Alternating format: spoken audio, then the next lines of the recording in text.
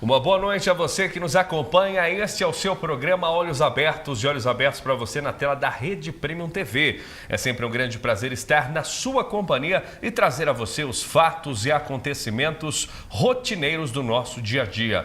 Uma boa noite para você também, meu amigo Francisco Mota. Rick, boa noite, queridos telespectadores. Estamos aqui mais uma vez, de olhos abertos.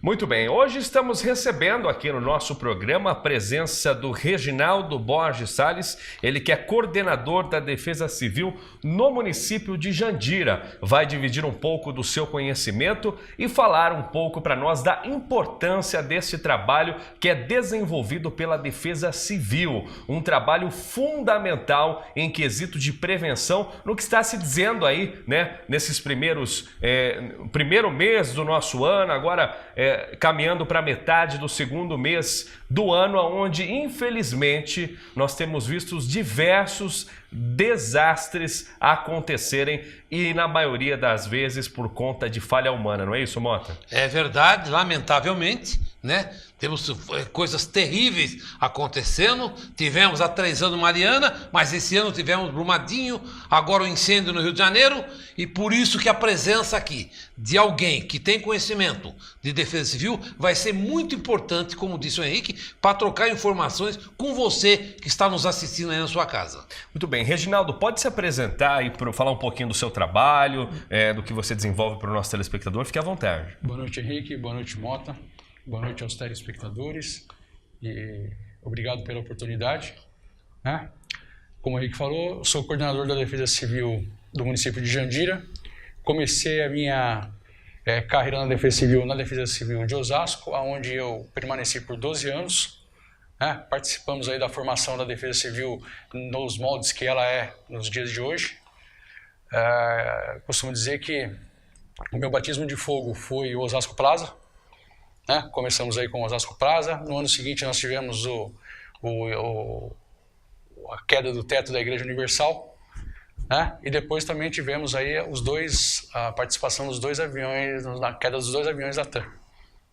Então começamos aí nessa época. É um currículo e tanto, né? São acontecimentos, eventos aí que marcaram o nosso país e a gente vê, não é, Mota? Infelizmente, agora começando o ano, tantas causas acontecendo uma atrás da outra e a gente vê que a maioria é por falha humana. E você que está nos assistindo, vejam bem as informações colocadas aqui pelo Reginaldo. Ele fala da explosão que aconteceu no shopping. Há quantos anos, Reginaldo? Foi em 96. Vocês se lembram bem disso, né? Mais de 20 anos. Uma tragédia que morreram mais de 40 pessoas, tá? E nós sabemos que acabou acontecendo um processo condenando muita gente, né? Condenando muita gente. Depois, a questão da Igreja Universal, né? No Cine Glamour, que caiu todo aquele madeiramento, né? E vejam bem vocês, né? Sem dúvida nenhuma, naquela ocasião, a falta de fiscalização. Não é isso mesmo, Reinaldo? Não é isso que causou aqueles desastres? Foi. A falta de fiscalização, né? E um pouco de imprudência também, né? Por parte dos proprietários e dos interessados. Vejam bem vocês, né? Você que é de Osasco, de toda a região, né? Aquilo foi um transtorno para toda a região, né? Porque foi o primeiro shopping, inclusive, construído na cidade de Osasco. O primeiro shopping e um desastre como aquele. Como disse o Reginaldo, imprudência dos proprietários, dos engenheiros e falta de fiscalização da prefeitura e também do bombeiro na época, porque houve uma explosão de gás. O caso do Glamour, terrível, um cinema antigo, uma construção antiga que acabou caindo. Mas, Reginaldo, hoje você está na cidade de Jandira. Qual é a estrutura hoje de Jandira? A Defesa Civil no município de Jandira, ela melhorou bastante nos últimos anos, né? Ela em relação às outras defesas civis, ela é relativamente nova, porque ela foi formada em 2004. Em 2004 ela foi formada, né, no início da administração do ex-prefeito Paulinho Bururu. Agora, nessa administração, né, na qual eu fui convidado para assumir lá o comando da Defesa Civil, nós temos feito lá um trabalho grande na cidade, né, no monitoramento, no gerenciamento das situações de crise lá, e até que nós temos feito um bom trabalho, né, tendo em vista que nos últimos 2 anos aí nós não tivemos nenhuma ocorrência grave né? Com todas essas chuvas que têm acontecido aí, o trabalho de prevenção que a Defesa Civil tem feito na cidade, juntamente também com as secretarias de obra e de habitação, né? Nós logramos êxito aí, não tem nenhuma ocorrência grande na cidade. O prefeito tem investido? O prefeito Paulo, né? Paulo Baruffi, o prefeito tem nos ajudado bastante. Inclusive agora nós estamos para receber uma viatura nova, moderna, equipada. É um compromisso que o prefeito assumiu com a Defesa Civil no final do ano. E nós estamos aí já em vias da aquisição dessa viatura. Nós recebemos também um equipamento da Casa Militar ano passado para combate a fogo e mata, que é uma coisa muito grande na nossa região ali, é fogo e mata. A gente tem muita ocorrência de fogo e mata. E nós estamos tentando viabilizar aí um caminhão autobomba para nos auxiliar, uma vez que o município de Jandira ele não é beneficiado por um posto de bombeiro. Então, toda vez que tem uma ocorrência em Jandira, o apoio vem de Barueri, ou vem de Cotia, que está mais próximo, ou de Osasco.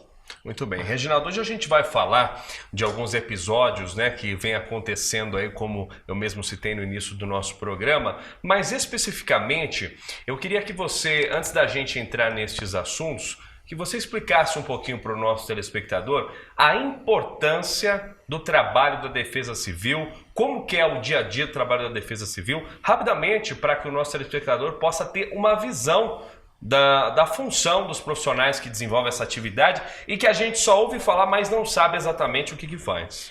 A Defesa Civil, na verdade, ela é um órgão de articulação, né? A Defesa Civil ela foi criada com o intuito do quê? Quando acontece uma ocorrência, uma grande ocorrência, existe uma grande, né, como a gente pode até pegar o exemplo agora de Brumadinho, todos querem ajudar. Todos querem ajudar, tal, então todo mundo tem a boa intenção de ajudar, então às vezes o que acontece? Acaba havendo um desperdício de meios.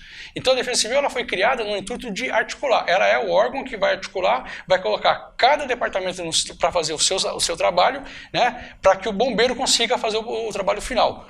No município, não é isso que acontece, né, como eu estou falando do meu município, que não tem o bombeiro, então a Defesa Civil acaba fazendo o trabalho de Defesa Civil e também o trabalho de bombeiro e muitas vezes até o trabalho de resgate também. Uhum. É um trabalho bem amplo, né? É um trabalho... Agora, Reginaldo, a Defesa Civil, né? Quando se fala Defesa Civil, na hora as pessoas entendem que ela tem condição de ajudar a população em qualquer evento, né? Mas eu pergunto, ouve-se falar muito que é obrigado você fazer treinamentos, né? Preventivos para desastre, incêndio nas empresas da cidade. Qual é o papel? É função da Defesa Civil fazer treinamento nas empresas? Ou isso é coisa do bombeiro? Então, na verdade, assim, não é exatamente a Defesa Civil, nem o bombeiro também. As pessoas têm que fazer um curso de formação de brigada, né? Que normalmente existe uma escola de bombeiro que faz isso aí, algumas empresas que fazem isso aí. Isso sim, para você tirar o AVCB, para o próprio bombeiro liberar o AVCB, você tem que provar que você tem uma brigada de incêndio, que muitas vezes as pessoas colocam isso só no papel, mas na prática não colocam. Então quando acontece um acidente, não tem ninguém qualificado, não tem ninguém preparado, e aí o acidente que poderia ser um acidente facilmente controlado ou debelado, se transforma num grande acidente. Olha, é muito importante esse assunto que o Reginaldo está trazendo aqui para a gente, nessa experiência que ele representa hoje, né, prestando o seu serviço ali para o município de Jandira, mas independente disso, a importância do trabalho dos homens da Defesa Civil. Por quê? Porque a gente vê uma série de imprudências acontecendo. Imprudências de pessoas que começam uma obra de uma forma mal feita, imprudência do poder público que muitas vezes nas próprias obras que desenvolve para a cidade não faz da maneira que tem que ser feita e depois dá um tremendo trabalho para todos, causando grandes acidentes. E olha, falando especificamente do que aconteceu agora no Rio de Janeiro, você vê essas tristes imagens que vão aparecer agora na tela do que aconteceu. Esses daí são os meninos que foram mortos durante um incêndio aí no CT do Ninho do Urubu, onde 10 foram mortos e 3 ficaram feridos. Um incêndio que ocorreu, né, durante a madrugada da última sexta-feira e os adolescentes da categoria sub-15 e 17 estavam dormindo no momento do desastre. lamentavelmente levou a vida destes 10 jovens. E o que chama a nossa atenção após esses acontecimentos é quando começa-se a investigar as causas, a gente descobre que, na verdade, não foi simplesmente uma fatalidade, e sim uma falta de responsabilidade do que deveria ser feito. Como, por exemplo, agora a gente já sabe que nessa circunstância do incêndio que levou a vida dos garotos, neste local não se tinha um habite, não se tinha um alvará de funcionamento, os projetos da planta que foram enviados para aprovação na prefeitura não tinham alojamento aonde houve esse incêndio. Então, nos projetos que foram entregues, não tinha o alojamento desses atletas no container. Então, você vai vendo uma sequência de dados e informações que leva a gente à certeza de que não foi uma simples fatalidade, não é, Mota? Verdade. E o que eu queria aproveitar a presença do Reginaldo, que tem experiência na área de defesa civil, para fazer uma pergunta. Neste caso lá do dormitório lá do Flamengo, né? No Ninho do Urubu, é uma coisa assustadora a cada informação que você recebe.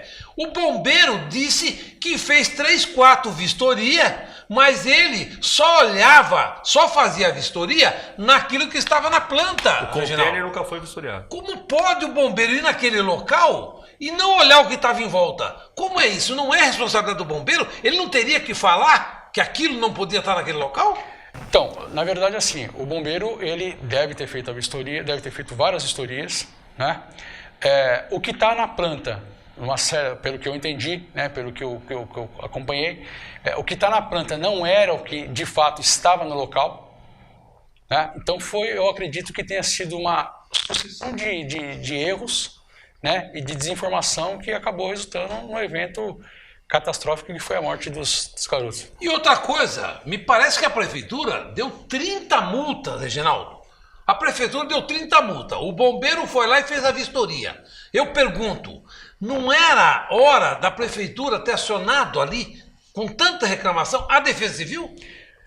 Na verdade, o que acontece? No caso do Rio de Janeiro, especificamente, o Rio de Janeiro é um dos poucos estados que é o que acontece.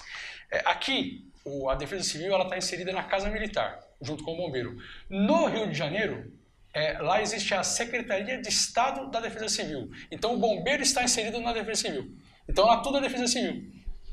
Então, é diferente daqui. Lá o bombeiro, aqui você tem o bombeiro, né, Polícia Militar e bombeiro. Lá o bombeiro é separado, lá é o bombeiro militar. Então, é um dos únicos estados que é completamente diferente dos outros. Então, lá tudo que você fala de bombeiro é Defesa Civil. Então, é muito mais grave, então, porque lá você tem já uma organização como essa e não tomou a posição. Porque, veja bem, eles estavam dizendo que o incêndio começou no ar-condicionado, né? Foi. Só que a instalação elétrica estava errada. Porque se a instalação estivesse correta, que é uma chave para cada ar-condicionado, o fogo teria parado ali. Ao contrário, o fogo foi para todos os outros. Então, se a instalação elétrica estava errada, não poderia ter autorização para funcionar. Na verdade, você ali tem uma série de situações que aconteceram ali, né? Primeiro que foi feita uma instalação de qualquer jeito, né? Porque senão não tinha propagado o fogo daquela maneira. Dormindo porque era uma série de material inflamável, material tóxico. E o que acontece? O material tóxico, ele é que nem um afogamento. O afogamento, depois da segunda gorfada de água que a vítima tem, ela apaga. E o material tóxico, né, é a mesma coisa. E é o caso da Boate Kiss. Lá nós tivemos 250 vítimas. 240 morreu asfixiada.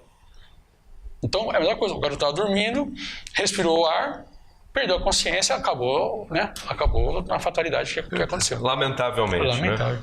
Olha, nós já vamos continuar com este assunto logo depois do intervalo, com essas explicações muito úteis do Reginaldo, que está aqui conosco falando sobre este assunto e tantos outros que acontecem e aconteceram aqui no nosso país. Daqui a pouco, depois do intervalo, nós voltamos. Até lá.